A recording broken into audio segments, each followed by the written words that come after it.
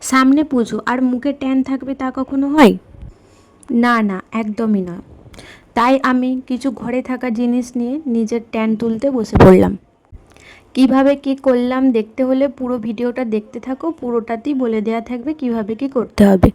প্রথমে আমি একটু বাটিতে মিল্ক নিয়ে নিয়েছি আর সাথে গ্লিসারিন নিয়ে নিচ্ছি পরিমাণ মতন। তোমরা যতটা মিল্ক নেবে ততটাই গ্লিসারিন নেবে। গ্লিসারিন নেওয়ার পর দুটোকে ভালো করে মিক্স করে নেবে। নেওয়ার পর একটা তুলো দিয়ে হালকা হাতে মুখের মধ্যে রাব করতে থাকবে। এবার রাব করতে করতে দেখবে তুলোটার মধ্যে মুখের অনেক ময়লা লেগে থাকবে। আর এই ক্লিনজিংয়ের জন্য মিল্ক খুব উপকারী, তাই আমি প্রত্যেকবার এটাকে ইউজ করে থাকি। তো তোমরা পুরোটা দেখতে থাকো।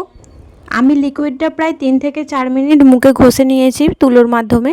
তোমাদের অসুবিধা থাকলে তোমরা হাতের মাধ্যমেও লাগিয়ে নিতে পারো। এটা তো গেলই, এর পরের পর্ব আসছে স্ক্রাবারের।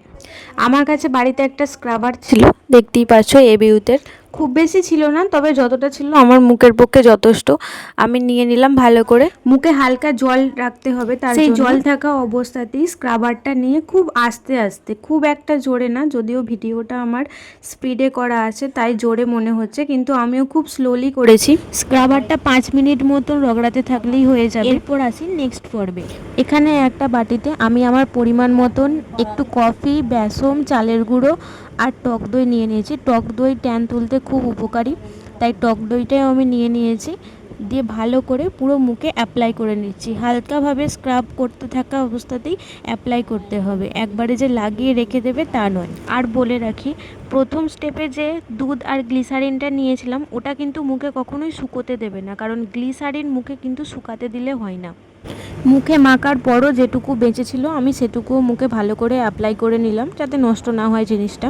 এরপর ফেস প্যাকটা প্রায় 10 মিনিট মতন রেখে তারপর নর্মাল জল দিয়ে পরিষ্কার করে মুখে জাস্ট একটা ময়শ্চারাইজার লাগিয়েই নেবে। ব্যাস দেখো কত পরিষ্কার হয়ে গেছে মুখটা।